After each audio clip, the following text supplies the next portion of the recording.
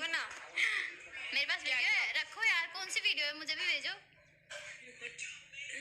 Video का अचार डालो, रोटी के साथ खा लो। हाँ, एक काम करना, देखते बैठो। मैं कह रही हूँ टीवी पे लगा लो सामने, क्योंकि बहुत अच्छी है ना वो, मैंने भी एक बार देखी है। अभी ढूंढ रहे हैं, देखते हैं। बट आप लोग थोड़ा सा मुझे समझो, मैं चाहती हूँ मेरी फीलिंग समझो। जिस सिचुएशन पे मैं हूँ, मेरी जगह पे आके देखो कि मुझे कैसा लग रहा है। एक बार आप सोच।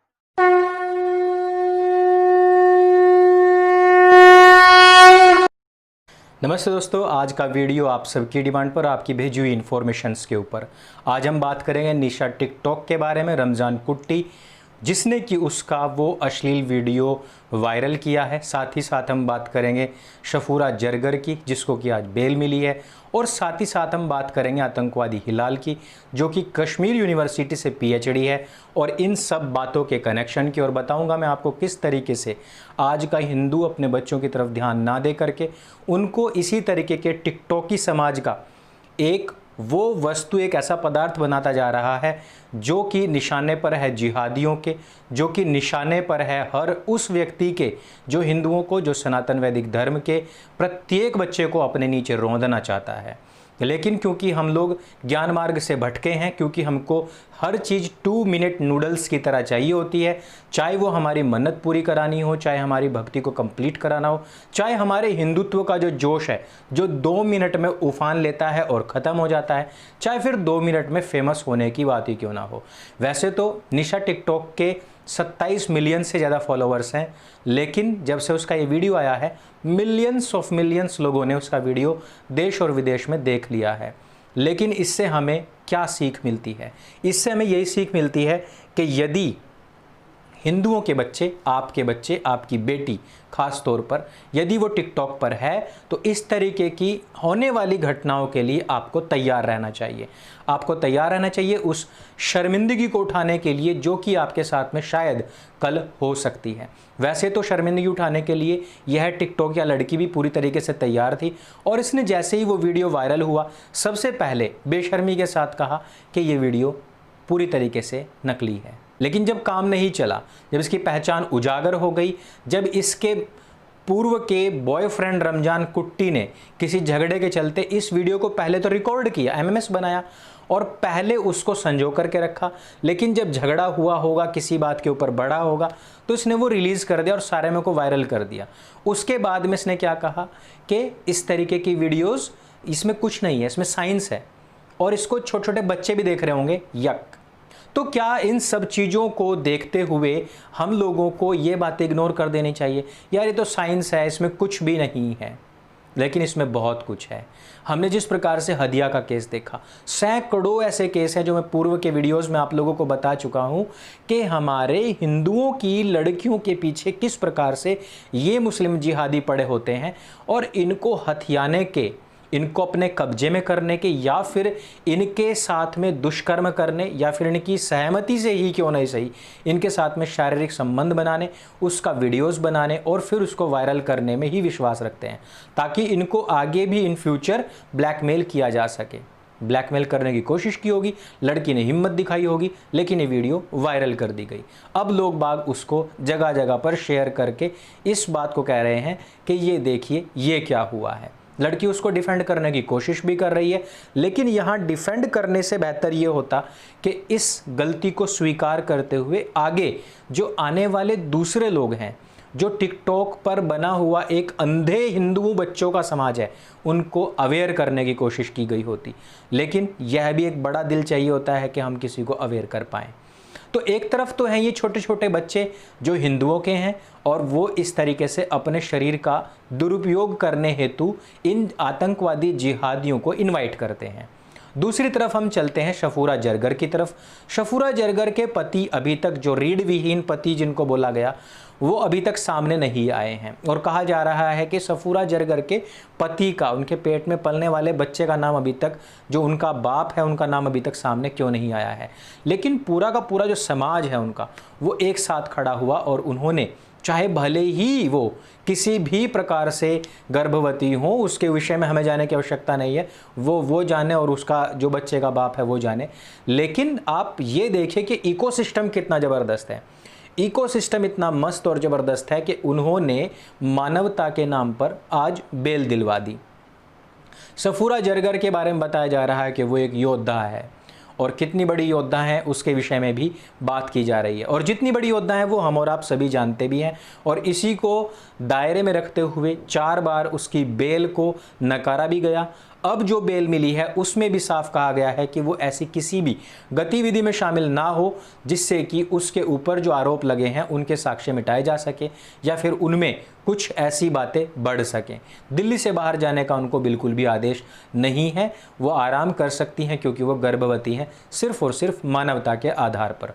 लेकिन मानवता के आधार पर जब इसी प्रकार की बातें अन्य लोगों के साथ में, पहले भी एक साध्वी जी रही हैं जिनको कि कैंसर रहा है, बहुत सारे ऐसे साधु संत हैं जो जेलों में बंद हैं, जिनकी आयु के आधार पर, जिनके ऊपर अभी तक अपराध पूरी तरीके से पुष्टि भी नहीं हुई है, लेकिन उनको अभी तक भी बेल नहीं मिली है। वो जेल में पड़े हैं, वो सड़ रहे हैं, कोई इशू नहीं है, वो उसका आप जिक्र भी मत कीजिए, क्योंकि हमारे जो देश है वो 800 साल के बाद में तो इतनी बड़ी सत्ता आई है। अगर मैं सवाल उठाऊंगा तो मैं तो पाकिस्तानी हो जाऊंगा, मैं तो गलत हो जाऊंगा ना, इसलिए मैं सवाल नहीं उठा सकता। आपकी गाली थोड़े ना खानी है मुझे फालतू में आपकी। तो ये जो हिंदू साम्राज्य फिलहाल लगा हुआ है उसमें लेकिन ऐसा हो रहा है। दूसरी तरफ सैकड़ों इल्ज़ाम होने के बाद में भी जामा मस्जिद का जो शाही इमाम है उसको आज तक पुलिस हाथ नहीं लगा पाई। अब देखिए कितनी ज़बरदस्त बात है हिंदुस्तान में। लेकिन मानवता के आधार पर एक ही ऐसा कल्ट है जिनके की मानवाधिकार है और जिनको दर्द होता है, जिनको पीड़ा होती है, और उनको तुरंत ही बचा लिया जाता है। दूसरी तरफ आपके साधु हो, संत हो, कोई भी समाज क्यों ना हो, लेकिन उनको भले ही कैंसर हो, भले ही उनकी उम्र भी 75-80 साल के आसपास हो, लेकिन उनको नहीं मिलती है। हिंदू साम्राज्य है ना भारत के अंदर, इस वजह से नहीं मिलती है शायद। दूसरी तरफ हम पहुँचते हैं स्कॉलर्स। ये एक तरफ छोटी बच्ची जिसने अभी तक जरा सा भी कुछ ऐसा ढंग का ज्ञान नहीं लिया होगा जिसमें कि वो अपनी कुछ पुष्टि कर पाती, अपनी तरफ से कोई ज्ञान दुनिया को दे पाती। लेकिन दूसरी तरफ हैं पीएचडी करे हुए लोग, और उन पीएचडी करे हुए लोग जो कि हिजबुल मुजाहिदीन जैसे आतंकवादी संगठन में जाकर के मिल जाते हैं स्वेच्छा से। वो जब मिल रहे होते हैं तो उनकी फैमिली, उनकी पूरी कौम एक सरकारी दफ्तर के सामने खड़ी होकर के धमकियां देती है। वहां जाकर के हिंसात्मक आंदोलनों की धमकियां चलती हैं और कहा जाता है कि हमारे बेटे को वापस किया जाए। और वो बेटे के बारे में आज 23 जून को पता लगता है कि वो हिजबुल मुजाहिदीन में शामिल हो चुका है। और वो कौन है? वो सफूरा जरगर के जैसा ही एक उसका भाई है, अर्थात पीएचडी करने वाला एक लड़का। और वो भागता है, जाता है, कैंप में शामिल होता है, खबर आती है आतंकवादी संगठन में शामिल हो गया है। अर्थात इकोसिस्टम इतना ज़बरदस्त कि इस्लाम के लिए काम करने वाले लोगों को चाहे वो किसी भी तरीके से बेल मिले लेकिन मिल जाती है। चाहे वो पीएचडी किया हुआ लोग क्यों ना हो, लेकिन वो आतंकवादी संगठन में हिजबुल मुजाहिदीन ऐसे संगठन में जो कि इस्लाम के नाम पर है और इस्लाम के लिए काम करता है उसमें शामिल हो जाते हैं, और इसको बड़े गर्व की बात समझी जाती है। एक तरफ आपके बच्चे हैं जो अभी पोतड़ों से निकले नहीं हैं, लेकिन उनको सेक्स करना है, और वो भी रमजान कुट्टी के साथ करना है। साथ ही साथ उसका वीडियो भी बनाना है एंजॉय करते हुए, साथ ही साथ फिर उसको वायरल भी करवाना है। और वायरल करने के बाद में क्या कहना है कि ये एक साइंस है, इसको जिसको देखना है, जिसको मज़े आ रहे हैं वो मज़े ले, उसको देखे, लेकिन छोटे छोटे बच्चों को ना दिखाए, उनको बड़ा गंदा लगता है ये देखना।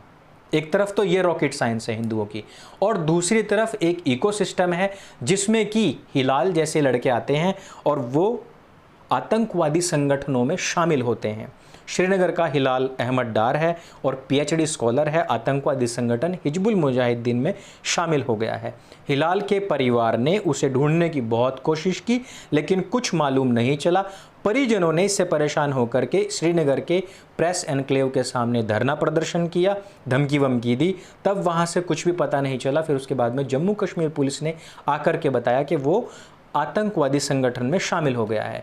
प्रेस एनक्लेव के सामने विरोध प्रदर्शन करते हुए हिलाल के परिजन डीडी न्यूज़ श्रीनगर के अनुसार आईजीपी विजय कुमार ने मीडिया से बातचीत करते हुए बताया है कि हिलाल अहमद डार जो कि पिछले दिनों गायब हो गया था अपने दोस्तों के साथ और वो ट्रैकिंग पर गया था, अब वो आतंकवादी संगठन हिजबुल मुजाहिदीन का सदस्य बन चुका है। आईजीपी ने हिलाल से जुड़ी जानकारी साझा करते हुए यह भी आश्वासन दिया है कि अगर हिलाल के घर वाले उसे आतंकवाद के रास्ते से वापस ले आते हैं तो हम उसको छोड़ देंगे, अन्यथा हम उसको बिल्कुल भी बर्दाश्त नहीं करेंगे। तो एक तरफ तो वो लोग हैं जो लगातार बढ़ते चले जा रहे हैं और एक तरफ हमारे लोग हैं जो अभी भी चिमटा मंजीरा बजाने और नृत्य करने, सड़कों पर नाचने कूदने के लिए तैयार हैं। उनके हाथ में हथियार तो छोड़िए, कुछ लोगों ने मुझे कहा कि आप विरोध मत कीजिए प्लीज़, उनके साथ में मिलकर के अधर्म के साथ में लड़ाई कीजिए। लेकिन मैं मिलूँ किसके साथ में, मुझे ये समझ नहीं आता है। आज तक उन्होंने अधर्म के खिलाफ एक शब्द बोला हो तो मुझे बताइए। ये ग्राउंड रिपोर्ट है, मैं इसलिए बताना चाहता हूँ कि आप लोग क्या है कि आप एक हवाई दुनिया में हैं। विरोध करना एक अच्छी बात है, सवाल करना उससे भी बहुत अच्छी बात है, और उसका जवाब दे पाना सबसे अच्छी बात होती है। लेकिन जवाब ना दे करके ग्राउंड पर जो चल रहा है उसको इग्नोर करते हुए केवल और केवल ढोल मंजीरे बजाने से इस धर्म और इस देश की रक्षा नहीं हो सकती है। मेरी पीड़ा को जो लोग समझते हैं वो मुझे बहुत अच्छे से समझते हैं और मेरी बातों को भी समझते हैं। अगर आप भी मेरी बात समझ रहे हैं और इस वीडियो की बात को भी समझ रहे हैं तो प्लीज़ इस वीडियो को सबके साथ में शेयर अवश्य कीजिए। मेरे संग बोली सत्य सनातन वैदिक धर्म की जय। जय हिंद, वंदे मातरम।